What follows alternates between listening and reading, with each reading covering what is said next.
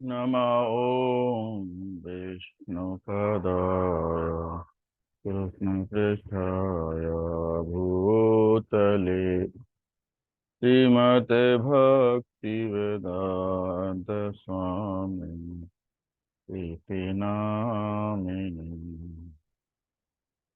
नमस्ते सरस्वती देवी गौरवाणी प्रचारिणी निर्विशेष शून्यवादी पाश्चात्य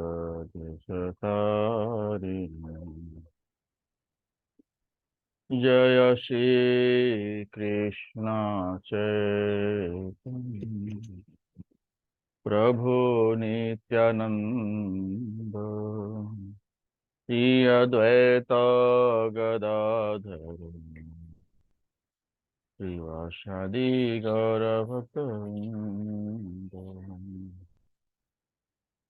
जय श्री कृष्ण चैतन्य प्रभु नित्यानंद श्री अद्वैत गदाधर श्रीवासादि गौरभक्तवृंद। हरे कृष्ण कृष्ण कृष्ण हरे हरे, हरे राम राम राम हरे हरे, हरे कृष्ण कृष्ण कृष्ण हरे हरे, हरे राम राम राम हरे हरे, हरे कृष्णा कृष्ण कृष्ण हरे हरे, हरे राम राम राम हरे हरे, हरे कृष्णा कृष्ण कृष्ण हरे हरे, हरे राम राम राम हरे हरे, हरे कृष्णा कृष्ण कृष्ण हरे हरे, हरे राम राम राम हरे हरे, हरे कृष्णा कृष्ण कृष्ण हरे हरे, हरे राम राम हरे हरे,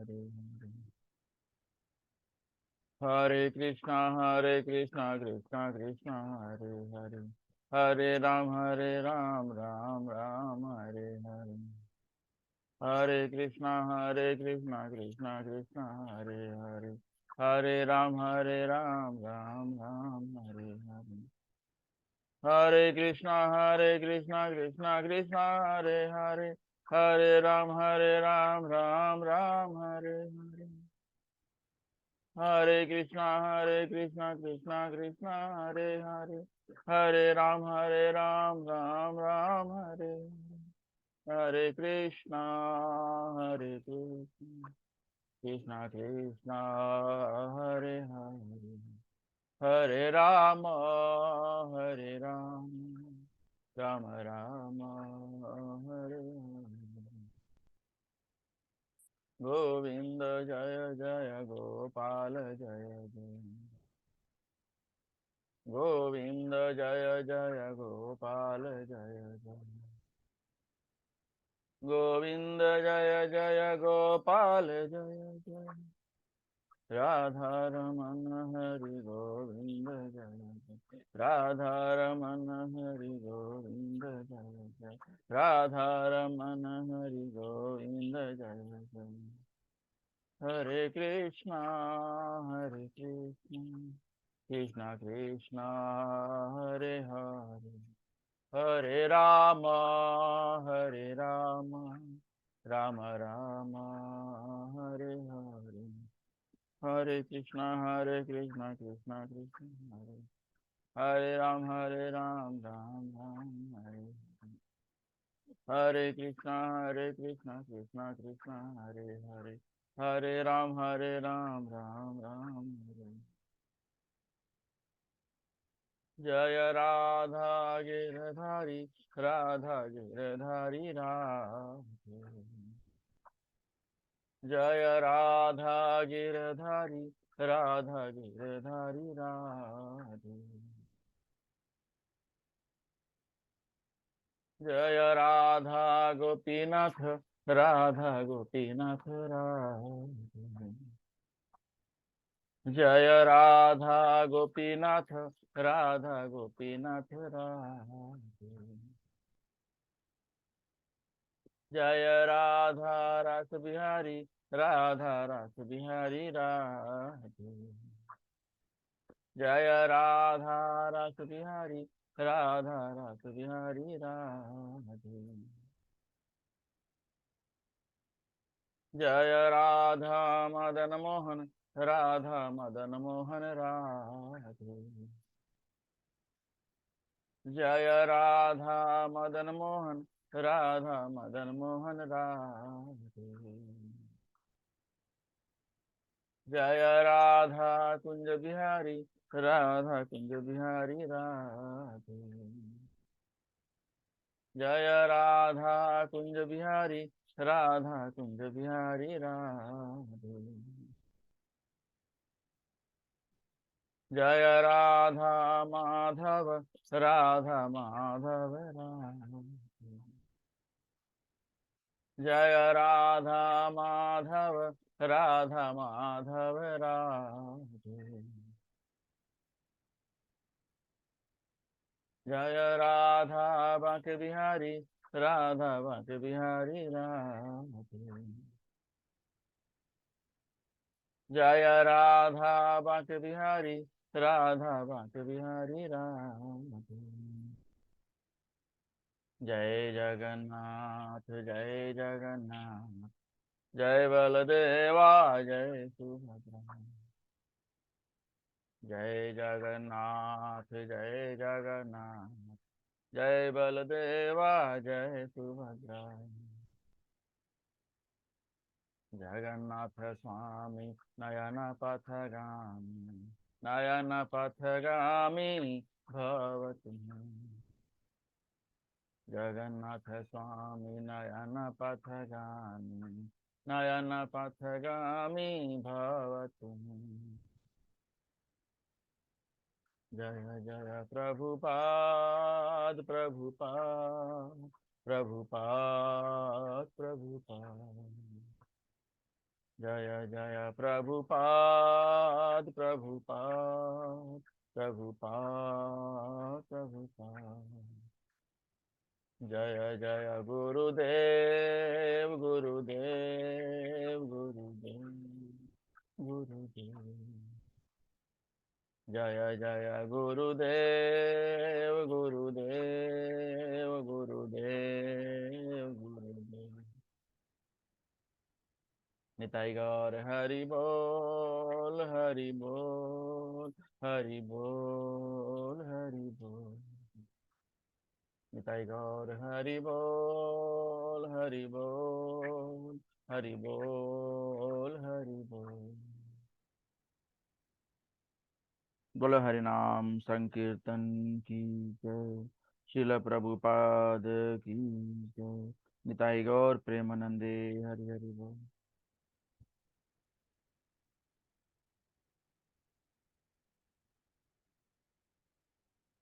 जय राधा माधव कुंज बिहारी, जय राधा माधव कुंज बिहारी, जय गोपी जन वल्लभ गिरिवरधारी, जय गोपी जन वल्लभ गिरिवरधारी यशोदानंदन व्रज जनरंजन यशोदानंदन व्रज जनरंजन यमुना तीरावनचारी यमुना तीरावनचारी जय राधा माधव कुंज बिहारी जय राधा माधव कुंज बिहारी जय गोपी जन वल्लभ गिरिवरधारी जय गोपी जन वल्लभ गिरिवरधारी यशोदानंदन व्रज जनरंजन यशोदानंदन व्रज जनरंजन यमुना तीरावनचारी यमुना तीरावनचारी जय राधा माधव कुंज बिहारी जय राधा माधव कुंज बिहारी हरे कृष्णा कृष्ण कृष्ण हरे हरे हरे राम राम राम हरे हरे हरे कृष्णा कृष्ण कृष्ण हरे हरे हरे राम राम हरे हरे हरे कृष्णा कृष्ण कृष्ण हरे हरे हरे राम राम हरे हरे हरे कृष्णा कृष्ण कृष्ण हरे हरे हरे राम राम हरे हरे हरे कृष्णा कृष्ण हरे हरे हरे राम राम हरे हरे हरे कृष्णा कृष्ण हरे हरे हरे राम राम हरे हरे हरे कृष्णा कृष्ण हरे हरे हरे राम राम हरे हरे हरे कृष्णा कृष्ण हरे हरे हरे राम राम हरे हरे हरे कृष्णा कृष्ण हरे हरे हरे राम राम हरे हरे हरे कृष्णा कृष्ण हरे हरे हरे राम राम हरे हरे ओम नमो भगवते वासुदेवाय ओम नमो भगवते वासुदेवाय ओम नमो भगवते वासुदेवाय ओम नमो भगवते वासुदेवाय ओम नमो भगवते वासुदेवाय नारायणं नमस्कृत्य नरं चैव नरोत्तमं देवीं सरस्वतीं व्यासं ततो जयम् उदीरयेत् नष्टप्रायेषु अभद्रेषु नित्यं भागवत सेवया भगवतीम् उत्तमश्लोके भक्तिर्भवति नैष्ठिकी। आप सभी का स्वागत है भगवत गीता क्लास में। तो पिछली बार हमने श्लोक संख्या 34 तक चर्चा किया था। तो आज हम श्लोक संख्या 34 से शुरुआत करेंगे, 35 से। उसके पहले हम श्लोका पढ़ेंगे, उसका मतलब समझेंगे, और फिर मंगलाचरण के बाद हम चर्चा करेंगे। श्लोक संख्या 34, अध्याय 3। इंद्रियस्यार्थे रागद्वेषो व्यवस्थितो तयोर्नावसम् आगच्छे तो ही अस्य परिपंथिनो। प्रत्येक इंद्रिय तथा उसके विषय से संबंधित राग द्वेष को व्यवस्थित करने के नियम होते हैं। मनुष्य को ऐसे राग तथा द्वेष के वशीभूत नहीं होना चाहिए, क्योंकि ये आत्म साक्षात्कार के मार्ग में अवरोधक होते हैं। श्लोक संख्या 35। श्रेयान् स्वधर्मो विगुणः परधर्मात् स्व अनुष्ठितात् स्वधर्मे निधनं श्रेयः परधर्मो भयावह। अपने नियत कर्मों को दोषपूर्ण ढंग से संपन्न करना भी अन्य के कर्मों को भली भांति करने से श्रेयस्कर है।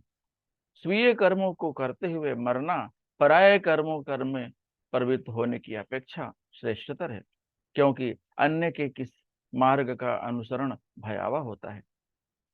श्लोक संख्या 36।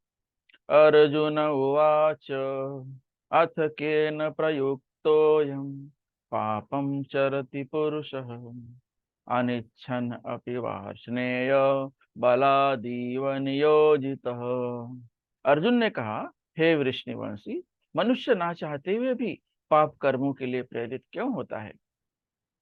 ऐसा लगता है कि उसे बलपूर्वक उसमें लगाया जा रहा हो। श्लोक संख्या 37।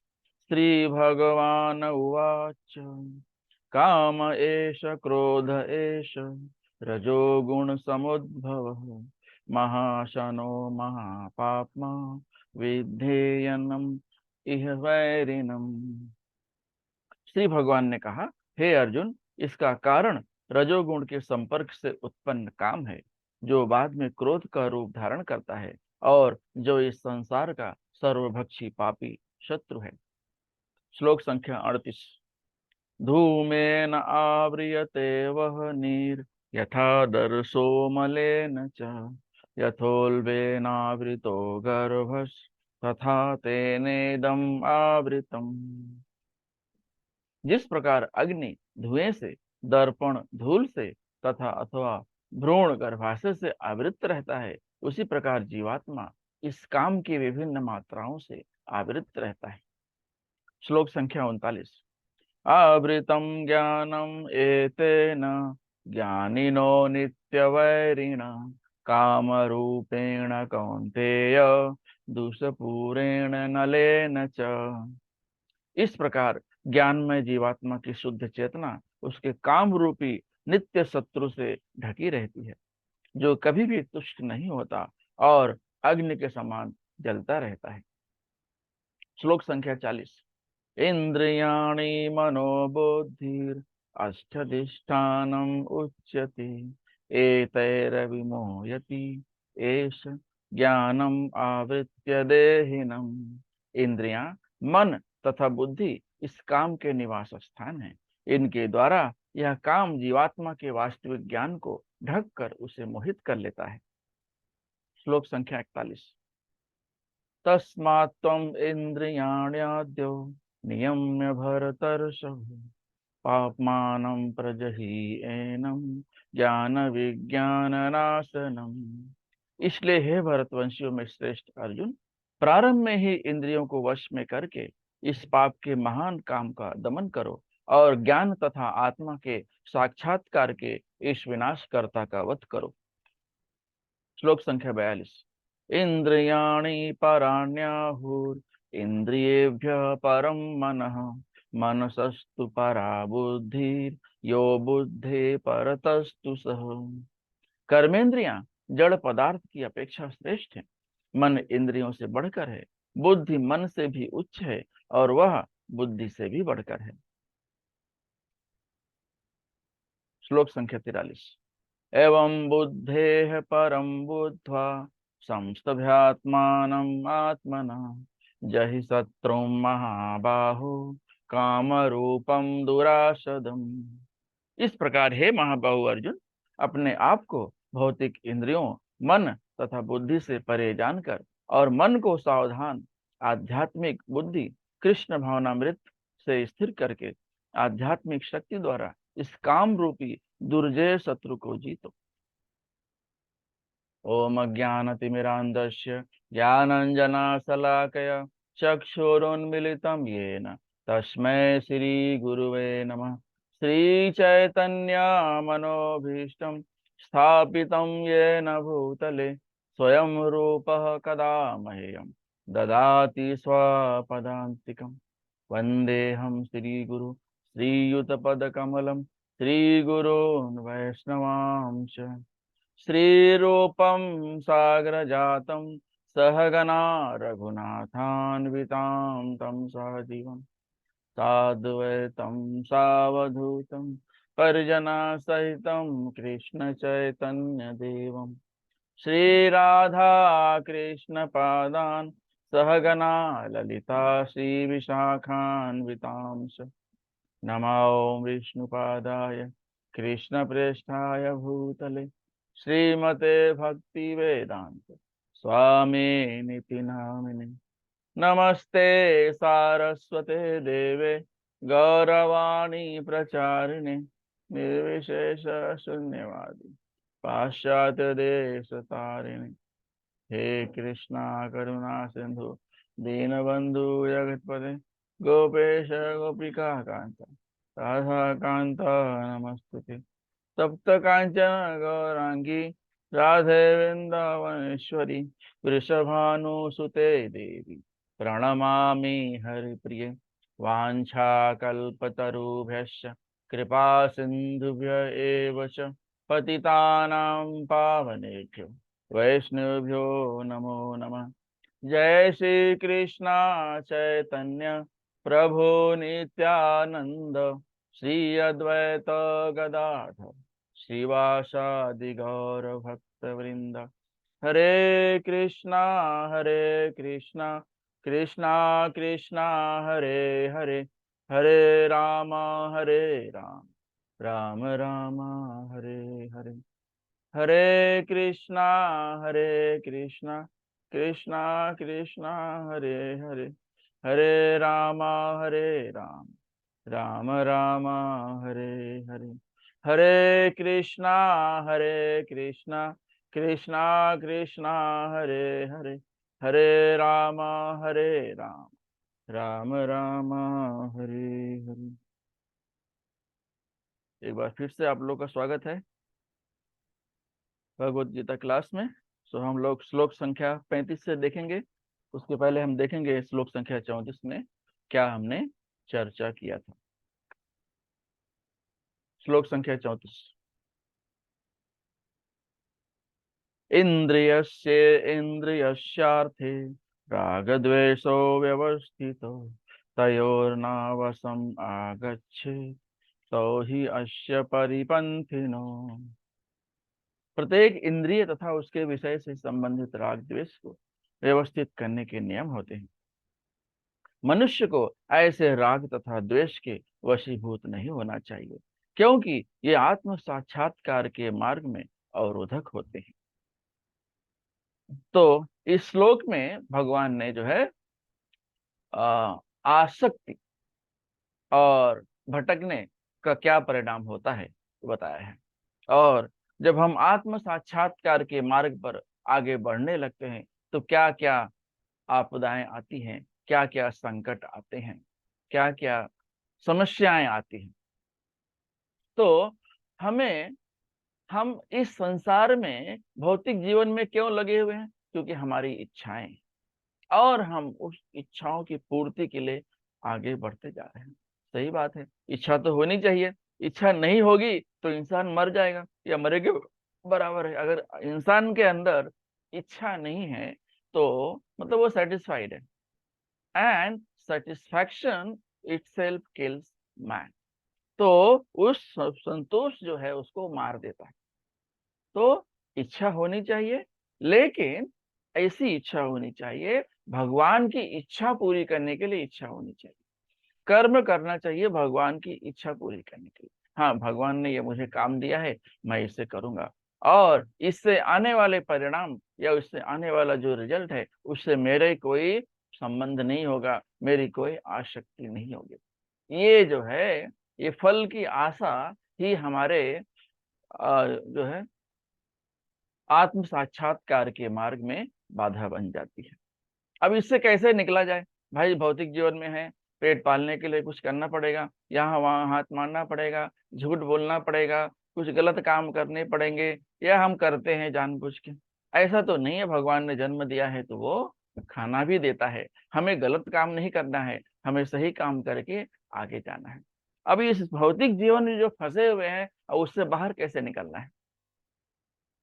तो यहाँ पर भगवान कह रहे हैं कि अपने इंद्रियों के वश में कभी नहीं आऊं, कि भाई अब मुझे जलेबी फाफड़ा खाने का मन कर रहा है, चलो जलेबी फाफड़ा खा लेते हैं। हाँ, कितना भी बड़ा पंडित हो, कितना भी बड़ा ज्ञानी हो, कितना भी बड़ा आत्म साक्षात्कार वाला हो, हालांकि आत्म साक्षात्कार हुआ रहेगा, वो इस कैटेगरी में नहीं आता है। तो कैसे निकला जाए? हमें अपने इंद्रियों को फल की आशा से अलग करना है, और हमें क्या करना है? गुरु साधु और शास्त्र का अनुकरण करना है। गुरुओं ने जैसे कहा है वैसे करना है। शास्त्रों को पढ़ना है, भगवत गीता पढ़नी है, भागवतम पढ़नी है। प्रभुपाद ने तो बहुत सारी किताबें लिखी है, बहुत सारे साहित्य लिखे हैं, हमें उसे पढ़ना चाहिए। ये धार्मिक किताबें हैं। हाँ? हम सुबह उठ के पहले पहले समाचार पत्र पढ़ते हैं, न्यूज पेपर पढ़ने लगते हैं, क्या ज्ञान मिलता है उससे? हाँ, उसमें कुछ बुरी खबरें होती हैं, कुछ अच्छी खबरें होती हैं। सुबह सुबह वो सुन के अपना दिमाग खराब करने, ना, इससे अच्छा कोई धार्मिक लेक्चर सुनिए, धार्मिक किताबें पढ़िए, अपने गुरुओं को सुनिए, मंदिर जाइए, सेवा कीजिए, प्रसादम के लिए कुछ दान दक्षिणा करिए, भगवान की सेवा के लिए कुछ दान दक्षिणा करिए। अगर ये भी नहीं कर पा रहे तो वहां कुछ रहकर सेवा कीजिए, प्रसाद बांटिए। हाँ, और नाना प्रकार के मंदिर में सेवा है, किसी न किसी सेवा से हम जुड़ सकते हैं। तो जब हम इस तरह से भक्ति मार्ग पर चलने लगेंगे तो बाकी जो समस्याएं हैं अपने आप दूर हो जाए। तो बाकी सब समस्याएं फल की आशा से, ये मैंने कर्म किया है, मेरा है, मेरी कमाई है, मेरा बंगला है, मेरी गाड़ी है, ये जो मैं है ना, ये प्रॉब्लम है। तो ये मैं क्यों प्रॉब्लम क्यों है? क्योंकि हमें जो है फल की आशा से आसक्ति है। मुझे मेरी पत्नी से आसक्ति है, मुझे मेरे बच्चों से आसक्ति है, मुझे मेरे कार से आसक्ति है, मुझे मेरे ब्ला ब्ला, जो भी चीजें हैं सब मेरी हैं। हाँ, कार नहीं चल रही तो हमें गुस्सा आ जाता है, बेटा अगर क्लास में फर्स्ट नहीं आ रहा तो हमें गुस्सा आ जाता है। हाँ, तो ये सब चीजें क्या है? भौतिक चीजें। इससे हमें आसक्ति नहीं करनी। बेटे को पढ़ाना जरूरी है, लेकिन अननेसेसरीली उसे प्रेशराइज ना किया जाए। हाँ, उसको नेचुरली आगे बढ़ने दिया जाए। हाँ, थोड़ी बहुत डांट फटकार तो जरूरी है। तो इस तरह से हम देखते हैं कि हमारी इंद्रियां जो है कर्म फल में लगी रहती है, हमेशा नया नया उनको कुछ खाना रहता है, नया नया फालतू चीजें सोचना रहता है। तो अभी अगर हमें इन चीजों से आदत छुड़ानी है तो हमें आदत लगानी क्या पड़ेगी? तो हमें क्या करना पड़ेगा? भगवान की सेवा में मन लगाना पड़ेगा, भगवान के चरणों में मन लगाना पड़ेगा। हाँ? भगवान के श्री मुख पर हमें मन लगाना पड़ेगा, भगवान के कमल सदृश जो उनके पद हैं उस पे हमें मन लगाना पड़ेगा। और तो क्या होता है कि आप जैसे भौतिक इंद्रियों के साथ जुड़ते हैं उतना ही आप भगवान से दूर होते जाते हैं। अगर आप भगवान से जुड़ेंगे तो भौतिक इंद्रियों से दूर हो जाएंगे। हाँ? तो इस तरह से हमें भगवान से दूर होने से बचना है। या फिर जितने भी जो है शास्त्र हैं, या फिर गुरु हमें जो बताते हैं, या फिर साधु संत हमें जो उपदेश देते हैं, ये सबका उद्देश्य है कि हमारा जो संबंध है भगवान के साथ जुड़ जाए। हमारा संबंध तो भगवान के साथ सदा किससे जुड़ा है, लेकिन हम इस भौतिक जीवन में आने पर आने के बाद हम इंद्रिय सुख के पीछे पड़ गए हैं और भगवान के साथ अपने संबंध को भूल गए हैं। भगवान के साथ हमारा संबंध टूटा नहीं है, हम संबंध को भूल गए हैं और उसका इसलिए हम लोग अनुकरण नहीं कर पा रहे हैं, बराबर भगवान की सेवा नहीं कर पा रहे हैं, हरिनाम नहीं कर रहे हैं, संकीर्तन नहीं कर रहे हैं। तो इससे धीरे धीरे जो है उसमें हमें भगवान से दूर हो जाते हैं। तो अभी जैसे हम भाई जो है बोलते हैं भाई हम बहुत नियम फॉलो कर रहे हैं, हम ऐसे रहते हैं, हम पंडित हैं, हम जपा करते हैं। हाँ, तो अच्छी बात है, जपा करना चाहिए, लेकिन अपने शरीर के साथ आसक्ति नहीं लगानी चाहिए। क्योंकि हमारी जो हमें जरूरतें हैं वो हमारी जरूरतें भगवान पूरी कर देते हैं। तो हमें क्या करना है, अनावश्यक जरूरतें नहीं बढ़ानी है और उनके पीछे नहीं भागना है। नहीं तो क्या होगा, वो फिर और उसी की वजह से समस्याएं आने लगती हैं। और हमारे जो शास्त्रों में जो दिया गया है, हमारे गुरु जो बताते हैं, हमारे साधु संत जो बताते हैं, उसे हमें मानना चाहिए कि हमें भौतिक चीजों से ज्यादा आसक्ति नहीं लगानी चाहिए, भगवान के चरणों में आसक्ति लगानी चाहिए, ताकि हम जो जीवात्मा है और परमात्मा के संबंध का हमें बोध हो जाए, हमें ज्ञान हो जाए, तो हमारी सारी समस्याएं अपनी आप चले जाएंगे। तो हम जैसे कमा रहे हैं, पैसा मिल रहा है, तो और चाहिए और चाहिए और चाहिए, इतना गलत काम करके भी हम आगे जाते हैं और ढेर सारा पैसा इकट्ठा कर लेते हैं, लेकिन वो पैसा किसी काम का नहीं है, क्योंकि पैसा तो वैसे भी बोलते हैं हाथ की मैल है। हाँ, हमने ऐसे ऐसे किया तो निकल जाता है, वैसे पैसा कितना भी रखो वो खत्म हो जाता है। इसलिए हमें क्या करना है, भौतिक चीजों से ज्यादा आसक्ति नहीं लगानी है, ताकि हमारे भक्ति मार्ग में समस्याएं ना आए और हम जो है भक्ति कर सके। ये श्लोक संख्या 34 में बताया गया है। श्लोक संख्या 35 में देखेंगे।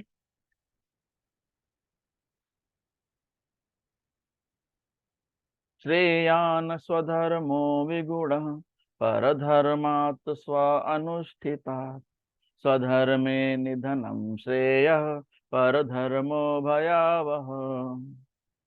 अपने नियत कर्मों को दोषपूर्ण ढंग से संपन्न करना भी अन्य के कर्मों को भली भांति करने से श्रेयस्कर है। स्वीय कर्मों को करते हुए मरना पराये कर्मों में प्रवृत्त होने की अपेक्षा श्रेष्ठतर है, क्योंकि अन्य किसी के मार्ग का अनुसरण भयावह होता है। भाई हम कॉपी करते हैं ना, देखो वो ऐसा कर रहा है, चलो मैं भी करता हूं। तो भले हम जाके हम जो थोड़ा बहुत हमें सक्सेस भी मिल जाए और हमें कहीं धक्के भी खाने पड़ जाएं, तो इसलिए हमें दूसरे किसी का अनुकरण नहीं करना चाहिए कि वो ऐसा कर रहा है तो मैं भी ऐसे कर। इससे अच्छा है कि आप अपना ही कर्म अपने तरीके से करिए, थोड़ी बहुत गलतियां होंगी तो वो दूसरे का कर्म करने से बहुत अच्छा है। अपना अपना कर्म करो तो आपके क्या होगा, ये भाई शुरुआत में गलतियां हो सकती हैं, लेकिन जैसे जैसे समय बीतता जाएगा आपकी गलतियां जो हैं कम होती जाएंगी और धीरे धीरे खत्म हो जाएंगी। तो ये श्लोक में ये बताया गया है कि हमें अपने नियत कर्म को भले दोषपूर्ण हो लेकिन करना चाहिए, क्योंकि वो दोष अगर आप रेगुलर करते रहेंगे, नियमित करते रहेंगे, तो वो दोष धीरे धीरे अपने आप कम हो जाएगा। ये है श्लोक संख्या 35 में। तो हमें क्या करना है, हमें हमारे नियत कर्मों को करना है, भले वो दोषपूर्ण ही क्यों ना हो। तो और जो है ये जो है हमारे नियत कर्म, हमें नियत कर्म क्यों करना चाहिए, नियत कर्म क्यों करना चाहिए, ताकि हम जो है और लोगों को जो है अपने ही नियत कर्म करने चाहिए, दूसरे का नियत कर्म हमें कॉपी नहीं करना चाहिए। तो हमें क्यों नहीं करना चाहिए दूसरे का नियत कर्म, क्योंकि ये हमारे दिमाग में जो है एक तरह से पर्याय उत्पन्न कर देता है। अरे चलो ये नहीं हो रहा है अब ये करेंगे, हाँ अभी ये नहीं हो रहा है अभी ये करें, तो हमारा पूरा जीवन जो है पर्याय में ही रहेगा, ये नहीं तो ये नहीं तो ये नहीं तो ये नहीं तो। इसलिए हमें ऑप्शन नहीं देना चाहिए। परीक्षाओं में भी हम बच्चों को ऑप्शन देते हैं, ऑप्शन नहीं देना चाहिए। ऑप्शन देने से क्या है कि आपका जो है ज्ञान कम हो जाता है। आपके पास ऑप्शन मिल गया है तो जो अच्छा वाला है वो नहीं करोगे, आप जो खराब वाला है बस काम काम करके निकालना है। तो ये जो नियत कर्म है क्यों किए जाते हैं? नियत कर्म हमारे शुद्धिकरण के लिए किए जाते हैं, ताकि अगर हम शुद्ध रहेंगे तो हम और ये शुद्धता लोगों में बांटेंगे कि शुद्धता की तरफ कैसे बढ़ा जाए, ताकि हम भगवान में मन लगा सकें, भगवान की सेवा कर सकें। तो ये दिखाया, इसमें एक बताया गया है कि जो है अपना ही नियत कर्म करना चाहिए, भले ही वो दोषपूर्ण क्यों ही ना हो। ओके, तो हमारा जो प्राकृतिक कर्म है उसे हमें करना चाहिए। और अगर हम यही कर्म, यही नियत कर्म किसी गुरु के अंडर में रह के करेंगे, गुरु के सामने समर्पित करके करेंगे, तो उससे क्या होगा? हमारे नियत कर्म कभी गलत राह पर नहीं जाएंगे और हम शुद्धता की तरफ बढ़ेंगे। और उससे क्या होगा? आपका हृदय जो है धीरे धीरे शुद्ध हो जाएगा। नहीं तो क्या है, हमारे जो नियत कर्म है वो भी तो रेगुलर एक्टिविटीज में आते हैं, और जो नियत कर्म होते हैं वो 3 गुणों से विभूषित होते हैं। ये 3 गुण कौन कौन से हैं? सतोगुण, रजोगुण और तमोगुण। Goodness, passion and ignorance. तो इस तरह से हम देखते हैं कि नियत कर्म करने से धीरे धीरे हमारे हृदय शुद्ध हो जाते हैं। इसलिए जो है कृष्ण भावनामृत में लोग आते हैं आत्म शुद्धि के लिए, आत्म साक्षात्कार के लिए।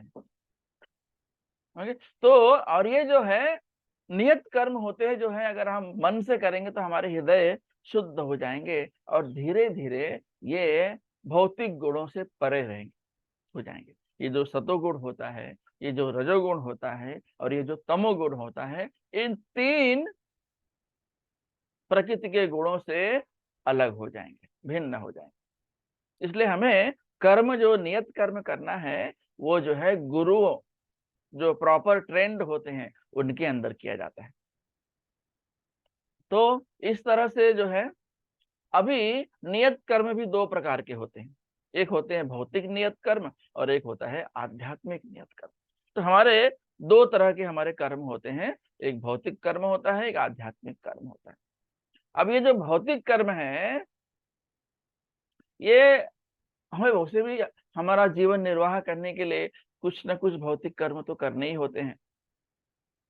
तो हम जब ये भौतिक कर्म भौतिक संसार में करते हैं तो ये हमारे जो कर्म हैं ये तीनों प्रकृति के गुणों से कंट्रोल्ड होते हैं। ये तीनों प्रकृति के गुण कौन से हैं? सद्गुण, रजोगुण और तमोगुण। इस तरह से हम देखते हैं कि जो है, जैसे फॉर एग्जांपल ले लीजिए कि जो ये ब्राह्मण होते हैं वो जो है अहिंसा का पालन करते हैं। उन्हें उन्हें वध करना या फिर किसी को मारना, खून बहाना उन्हें उसका परमिशन नहीं है। लेकिन जो क्षत्रिय होते हैं उनके लिए तो भाई प्रशासनिक कार्य करते हैं, धर्म की रक्षा के लिए कर्म करते हैं। तो अगर धर्म की रक्षा करने के लिए उन्हें किसी का वध करना पड़े, हत्या करना पड़े, तो ये क्षत्रिय को अलाउड है, लेकिन ये ब्राह्मणों को अलाउड नहीं है। तो इस तरह से हम देखते हैं कि जो है हमारा, हम जो भी कर्म करते हैं उस पे भौतिक के तीनों गुणों का प्रभाव होता है। फिर आता है आध्यात्मिक कर्म। आध्यात्मिक कर्म मतलब भगवान ने जो कही है वो करना है। हाँ, तो हमें भगवान की इच्छा पूर्ति के लिए कर्म करना है, हमें भगवान को खुश रखने के लिए काम करना है। तो अगर आप भगवान को खुश रखेंगे, भगवान की इच्छा पूर्ति के लिए कर्म करेंगे, तो धीरे धीरे क्या होगा, आपका भी जो भी भौतिक कर्म है वो अपने आप हो जाएगा। तो आपका कर्म भगवान करेंगे और आप भगवान का कर्म करेंगे। इस तरह से भक्त और भगवान एक दूसरे के लिए होते हैं, एक दूसरे से जुड़े होते हैं किसी न किसी रूप में। तो हम देखते हैं कि जो है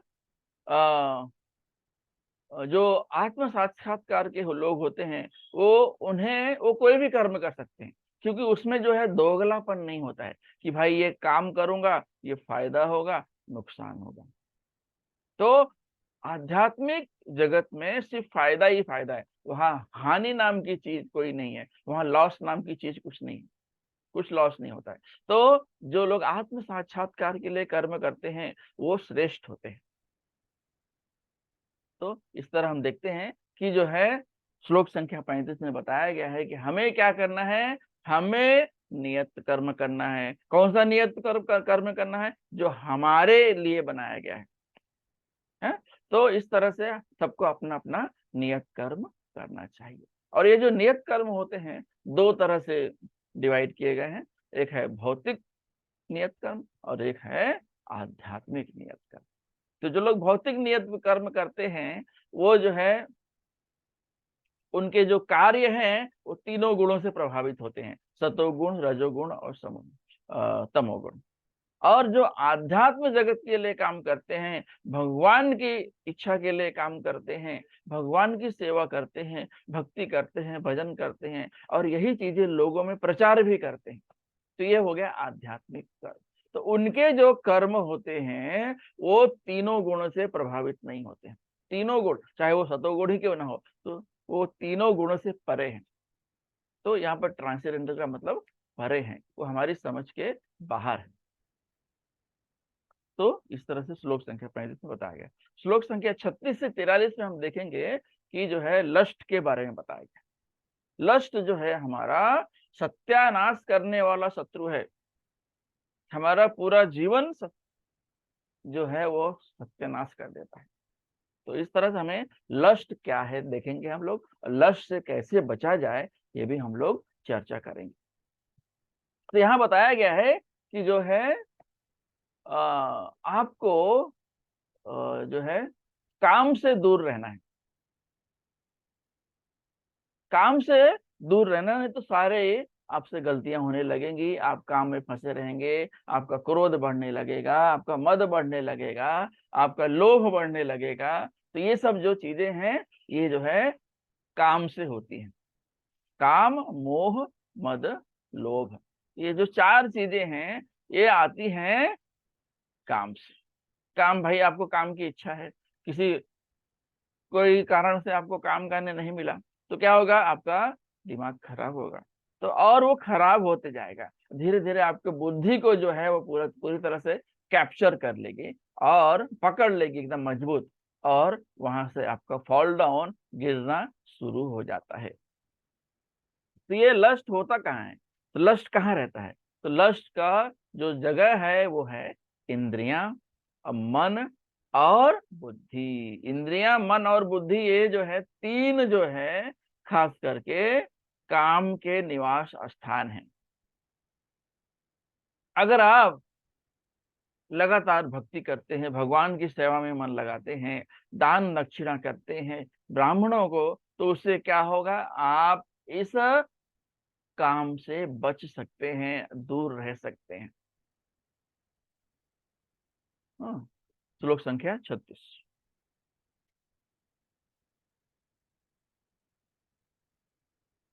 अर्जुन उवाच अथ केन प्रयुक्तोऽयं पापं चरति पुरुषः अनिच्छन् अपि वार्ष्णेय बलादीव नियोजितः।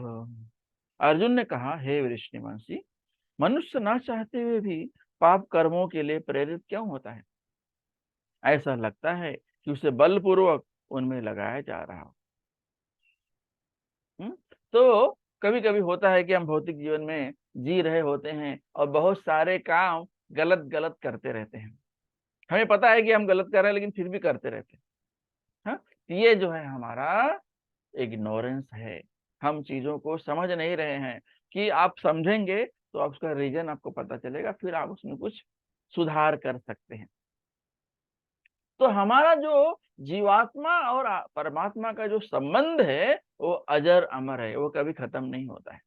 हाँ, आप इस भौतिक जीवन में आने के बाद में परमात्मा को भूल जाते हैं, और जो सीधे सीधे आपकी आंखों के सामने दिख रहा है, हाँ भाई ये करने से फायदा है, ये करने से बहुत फायदा है, ये करने से माला माल हो जाएंगे, आप जो है पूरा वहीं पर आपका समय निकाल देते हैं।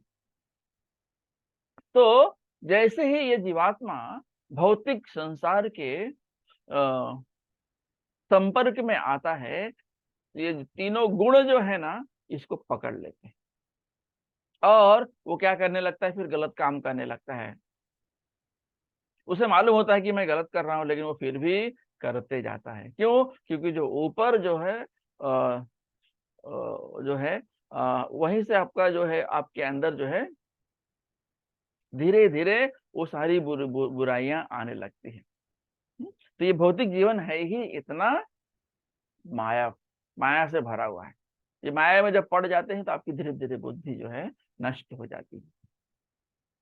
तो और आत्मा और परमात्मा का वास साथ में ही हृदय में होता है। तो जब भी आत्मा कुछ गलत करने लगती है तो परमात्मा उसको वार्निंग देते हैं, या फिर कुछ ना कुछ समस्याएं क्रिएट करेंगे, भाई ये आप मत करो। लेकिन लोग फिर भी जिद्दवश करते चले जाते हैं और जीवन में नाना प्रकार के प्रॉब्लम आते हैं। एक दो नहीं, नाना प्रकार के तकलीफें होती हैं। ये है श्लोक संख्या 36। तो यहाँ पर भगवान बता रहे हैं, अर्जुन बता रहे हैं कि ये ऐसे बहुत सारे गलत काम होते हैं कि जो हम ना चाहते हुए भी हम करते रहते हैं। हाँ, पूरा हम जो है, ये हो गया श्लोक संख्या 36। श्लोक संख्या 37। श्री भगवान उवाच अथ केन प्रयुक्त काम एष क्रोध एष रजोगुण समुद्भव महाशनो महापाप्मा विद्धेयेनम् इह वैरिणम् विद्धि एनम इह वैरिणम्। श्री भगवान ने कहा, हे अर्जुन, इसका कारण रजोगुण के संपर्क से उत्पन्न होता है, जो बाद में क्रोध का रूप धारण करता है और इस संसार का स्वयं भक्षी पापू शत्रु है। क्यों? तो हम देखते हैं कि जो है एक काम जो है कितना खतरनाक होता है। ये काम कैसे उत्पन्न होता है? जैसे ही हम भौतिक जीवन के संपर्क में आते हैं, काम की भावना आ जाती है। और अगर ये काम की भावना संतुष्ट नहीं हुई तो यही क्रोध का कारण बनती है। और ये जो क्रोध काम, ये जो है, ये पूरे संसार को नष्ट करने के लिए आई का उसका जन्म हुआ है। पूरे संसार को नष्ट करना चाहते हैं काम और क्रोध। तो अभी ये भौतिक संसार भगवान ने क्यों बनाया है? ये भौतिक संसार भगवान ने इसलिए बनाया है कि जो है लोग इसमें आए और भक्ति करके आगे बढ़े।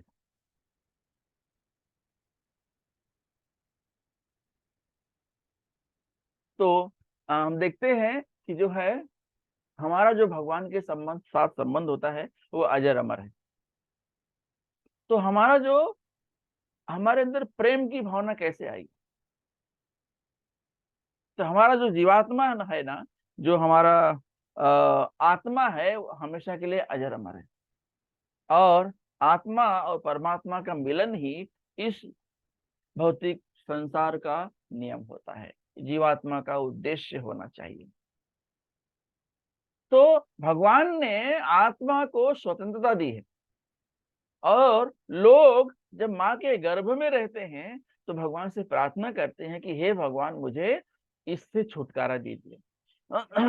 जैसे ही वो माँ के गर्भ से बाहर आता है, वो रोने लगता है, कहाँ कहाँ कहाँ कहाँ, ऐसा रोने लगता है। तो इसका मतलब वो कहाँ आ गया, कहाँ आ गया।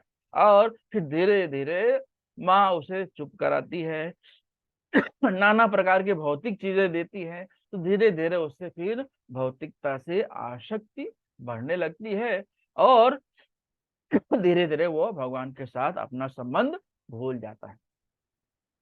तो यहाँ पर बताया गया है कि जो है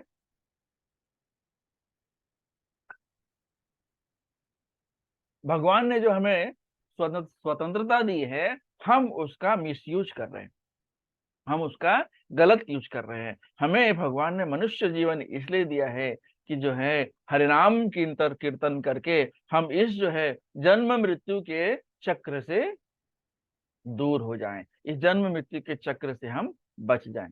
तो हम देखते हैं कि जो है, जैसे दूध होता है, दूध जब जो है इमली के संपर्क में आता है तो वो दही बन जाता है, या दूध में जब थोड़ा सा जावन डाल देते हैं तो वो दही बन जाता है। वैसे ही मनुष्य जब इस भौतिक संसार में आता है, जन्म लेता है, तो वो भौतिक चीजों से उसकी आसक्ति हो जाती है, इसलिए उसके अंदर जो है काम की भावना आ जाती है।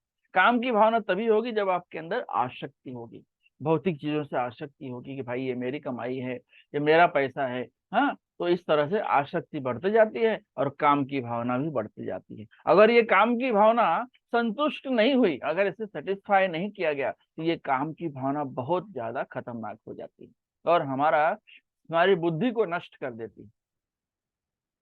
तो हमने देखा कि जैसे दूध में हल्का दही डालने से, जावन डालने से ये दही बन जाता है, वैसे ही जब मनुष्य का जन्म इस भौतिक संसार में होता है और उसकी आसक्ति भौतिक चीजों से हो जाती है, तो उसके अंदर काम की भावना आ जाती है। काम की भावना तभी होगी जब आपके अंदर आसक्ति होगी, ये मेरा है, ये मेरी पत्नी है, ये मेरे बच्चे हैं, ये मेरा घर है, ये मेरी गाड़ी है, ये मेरा बंगला है। तो ये जो मेरा मेरा मेरापन है, यही जो है हमारा शत्रु है और धीरे धीरे हमें खा जाता है, हमारी बुद्धि को नष्ट कर देता है। तो ये भौतिक संसार का क्यों उत्पत्ति हुई है? भौतिक संसार की उत्पत्ति उत्पत्ति इसलिए हुई है कि जीवों का उद्धार हो सके, जीव भगवान के साथ अपने संबंध को समझ सके, अथा तो ब्रह्म जिज्ञासा। तो आपको आत्मा और परमात्मा के बीच क्या संबंध है, ये समझना है। तो जब आप आत्मा और परमात्मा के बीच का संबंध समझ जाएंगे, तो यही हमारा भौतिक जीवन का उद्देश्य है। नहीं तो हम यहाँ वहां एक शरीर से दूसरे शरीर में भटकते रहते हैं। तो ये जो काम होता है ना, हमसे गलत करवाता है। ये जो काम होता है ना, ये सर्वभक्षी है, सर्वविनाशक है। इसलिए हमें काम से बचना है। काम से बचने के लिए क्या करना पड़ेगा? काम से बचने के लिए हमें भक्ति करनी पड़ेगी। ये भक्ति करेंगे तो हम धीरे धीरे काम से उबर पाएंगे। काम की तरफ सोचने का भी समय नहीं रहेगा, हम हमेशा बिजी रहेंगे भगवान की भजन करने में। अब ये काम आया कहाँ से? अगर हमारा ये होता है कि भाई काम क्या है, काम आया कहाँ से? ये काम की भावना जो है भगवान के अंदर भी है, इसलिए हमारे अंदर। तो इस काम की उत्पत्ति भी भगवान से ही हुई है, जो एक माया का रूप है। तो भगवान जब कोई भक्त बनने लगता है तो अपना पूरे माया जाल फैला देते हैं और उसे नाना प्रकार की तकलीफ देते हैं, ताकि वो भक्ति में परफेक्ट हो जाए। तो अगर हमारी काम की भावना शांत हो जाती है तो हमारे अंदर लालच बढ़ जाता है, और हमारी जब काम की भावना शांत नहीं होती तो क्रोध आ जाता है। तो दोनों दोनों जो है, दोनों का जो आउटपुट है, दोनों का जो परिणाम है, वो बहुत खतरनाक है। मतलब आपकी काम की भावना अगर संतुष्ट हो रही है तो और चाहिए, हाँ? लालच बढ़ जाता है हमारे अंदर। और अगर हमारी काम की भावना नहीं शांत हुई तब क्या होगा? क्रोध आ जाएगा। हाँ? तो हम क्या करेंगे? क्रोध में आने के बाद हम लोग जो है इस भौतिक संसार में फिर उल्टा सीधा कुछ न कुछ करते रहते हैं। तो अभी ये काम को सत्य कैसे किया जाए, काम को सत्य कैसे बनाया जाए, हाँ, इस काम को कैसे हटाया जाए? भाई अगर आपको कोई चीज खत्म करनी है, कोई चीज हटानी है, तो आपको पहले उससे अच्छा वाला प्रस्तुत करना पड़ेगा। वो काम को जो है अगर हटाना है तो आपको भक्ति करनी होगी, आपको हरिनाम संकीर्तन लेना होगा। हाँ, कलयुग केवल नाम आधार। इस तरह हम देखते हैं कि हमें हमारे नियत कर्म में लगे रहना चाहिए और भगवान के साथ अपने संबंध को जोड़कर या समझकर लोग जो है धीरे धीरे सब बाहर आ जाते हैं और इस काम से बच सकते हैं। तो जो जीवात्मा है, जो जीव है, वो हमेशा भगवान की सेवा कैसे की जाए, इसका कुछ न कुछ कारण या बहाना ढूंढते रहते हैं। हम देखते हैं जन्माष्टमी आती है, रामनवमी आता है, ऐसे साल भर में बहुत सारे त्योहार आते हैं। तो उस समय क्या करते हैं वो लोग, कीर्तन भजन करते हैं, नाचते हैं, प्रसादम बनाते हैं, प्रसादम की सेवा करते हैं। हाँ, इस तरह के कोई न कोई डिपार्टमेंट में एडजस्ट हो जाते हैं। तो हम देखेंगे कि आपको अपने काम की भावना को कैसे शांत करना है। अपने काम की भावना को शांत करने के लिए आपको जो है भक्तों के संग में रहना होगा, गुरु साधु शास्त्र ये सबका अनुसरण करना होगा, इनको सुनना पड़ेगा। तो धीरे धीरे जो है हमारे अंदर से काम की भावना कम हो जाती है। के बाद है श्लोक संख्या 38। अब हम देखेंगे कि भाई ये जो काम की भावना है कैसे कैसे होती है, अलग अलग जीवात्माओं के अंदर कैसे होती है, वो हम सब देखेंगे। श्लोक संख्या 38। धूमेन आव्रियते वह्नि यथा दर्शो मलेन च, यथा यथोल्बेनावृतो गर्भस् तथा तेनेदम् आवृतम्। जिस प्रकार अग्नि धुएं से, दर्पण धूल से अथवा भ्रूण गर्भाशय से आवृत रहता है, उसी प्रकार जीवात्मा इस काम की विभिन्न मात्राओं से आवृत रहता है। मतलब कम या ज्यादा काम की भावना तो होती है, लेकिन अगर आप भक्ति कर रहे हैं तो वो कंट्रोल में रहती है, आपकी बुद्धि को कभी नष्ट नहीं होने देगी। तो हम देखेंगे कि काम के अलग अलग कौन से रूप हैं।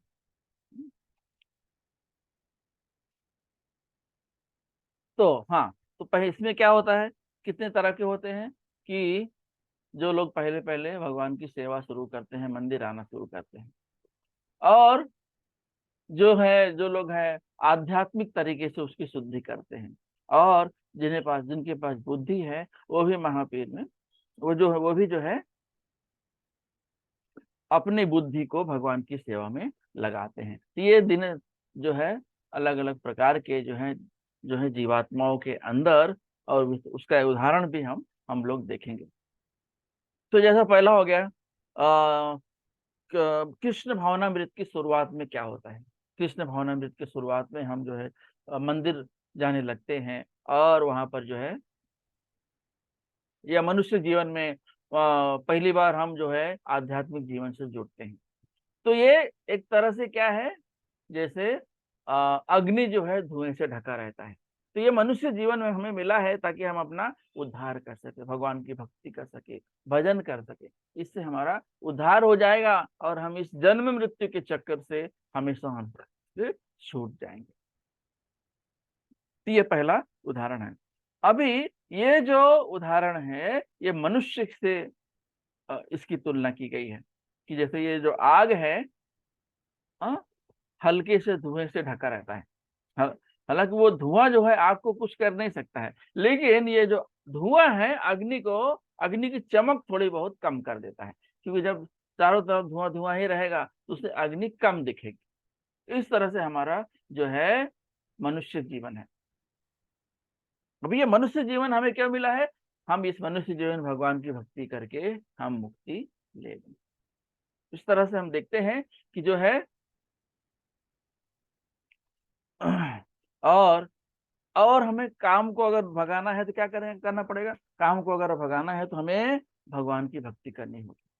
हाँ, हरे कृष्ण नाम का जप करना होगा। हाँ? और ईश्वर परमः कृष्ण, भगवान सर्वश्रेष्ठ है, इसमें हमें जो है विश्वास करना होगा, विश्वास होना चाहिए। अगर नहीं तो आप कुछ भी कीजिए, कितना भी लाखों करोड़ों दान दीजिए, आप जो है आपका अगर विश्वास ही नहीं है तो उसका फल आपको कभी नहीं मिलेगा, उसका फल अच्छा नहीं होगा। फिर आता है दूसरे टाइप का, क्लींसिंग बाय स्पिरिचुअल मेथड। और हम लोग आध्यात्मिक तरीके से हम जो है अपने जन्म मुक्ति की तरफ, जन्म मृत्यु के से मुक्ति पाने के लिए आगे की तरफ बढ़ने लगते हैं। इसका जो उदाहरण है वो दिया गया है, जैसे एक आईना जो है, आईने के ऊपर जो है धूल लगी होती है, एक एक लेयर होती है धूल की। उसी तरह से तो ये इसका उदाहरण, अच्छा उदाहरण दिया है कि जो है इसका उदाहरण है जानवर जो जंगल में रहते हैं। तो वो जो है धीरे धीरे उनकी जो बुद्धि है एक शीशे पर धूल के समान है। फिर आता है तीसरा, जैसे एम्ब्रियो जो है वो गर्भाशय से ढका होता है, तो उसी तरह ये जो है मतलब वो पूरी तरह से ढका हुआ है। पहले वाले में तो आंशिक आंशिक से रूप से ढका हुआ था, दूसरे वाले में उससे ज्यादा, और तीसरे वाले में एकदम जड़। अब जड़ किसको बोलते हैं? जड़ जो है पेड़ पौधे, जो बड़े बड़े वृक्ष होते हैं उन्हें कहा जाता है। उन्हें भी, उनमें भी जीव होता है, उनमें भी जीव होता है, लेकिन वो जड़ बुद्धि होते हैं, जल्दी चीजों को समझ नहीं पाते। इस तरह से हम देखते हैं कि जो है यहाँ पर तीन तरीके से, तीन उदाहरण देके मनुष्य जो है आंशिक रूप से ढका होता है, और जानवर जो होते हैं, जंगली जानवर, उन्हें उनके जो है धीरे धीरे उसका एग्जाम्पल दिया है, उदाहरण दिया है कि जैसे धूल के आईने के ऊपर धूल लगा होता है। और तीसरा है जैसे गर्भाशय जो है वो ढका, भ्रूण जो है गर्भाशय में रहता है।